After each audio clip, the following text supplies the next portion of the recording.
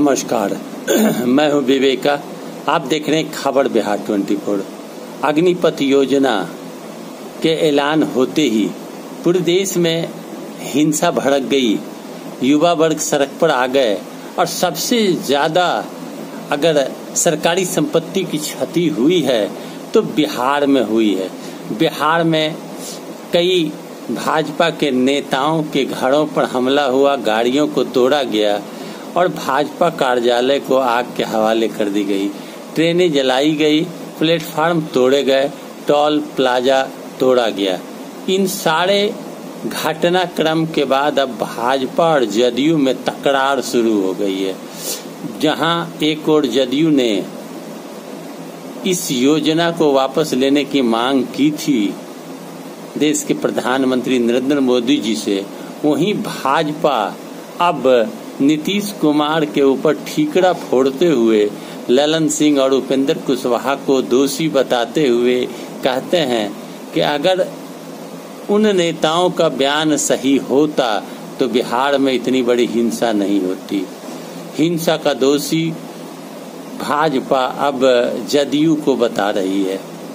देखा यह गया कि जदयू के नेतागण युवा वर्ग के इस प्रकार विरोध होने पर चुप्पी साधे हुए थे और उन्होंने कहा कि यह योजना गलत है, वापस लेना चाहिए। इस बात को अब भाजपा के नेतागण पकड़कर अब जदयू के नेताओं की फजीहत कर रहे हैं। उधर केंद्र सरकार ने भाजपा के दर्जनों नेताओं की सुरक्षा बढ़ा दी है और भाजपा कार्यालय की भी सुरक्षा बढ़ा दिया है। इससे यह संकेत दिया जा रहा है कि बिहार सरकार पर सुरक्षा का भरोसा नहीं है, इसलिए केंद्र से सुरक्षा दी गई है। अब इस लड़ाई के बीच में नीतीश कुमार का चुप्पी क्या कुछ नया संकेत देगा? राष्ट्रपति का चुनाव भी होना है और संजय जायसवाल के घर पर हमला हुआ।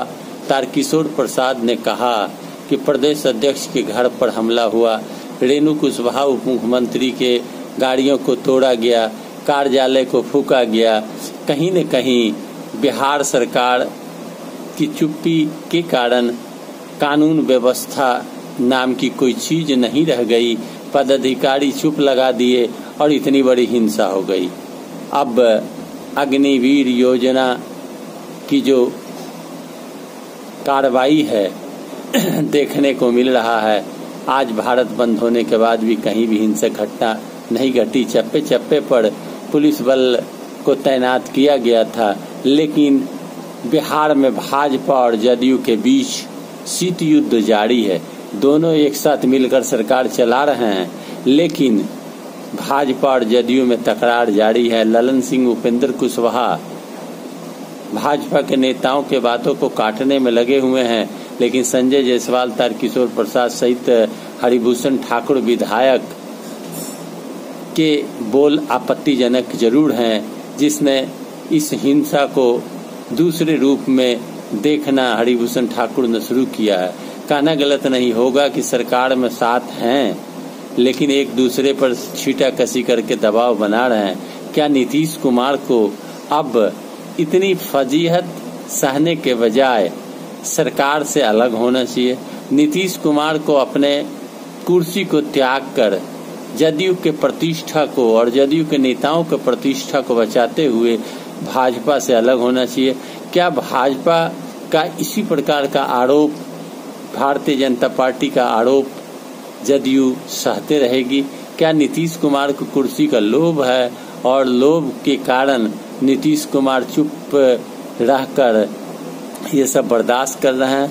अब स्पष्ट रूप से खुले मंच पर भाजपा के नेतागण बिहार के जदयू सरकार को दोषी हिंसा का मान रही है। अब नीतीश कुमार का क्या फैसला होता है आगे वक्त रहते ही पता चल पाएगा। मेरा वीडियो अच्छा लगे तो लाइक करें, शेयर करें, कमेंट करें, सब्सक्राइब करें मेरे चैनल को। धन्यवाद।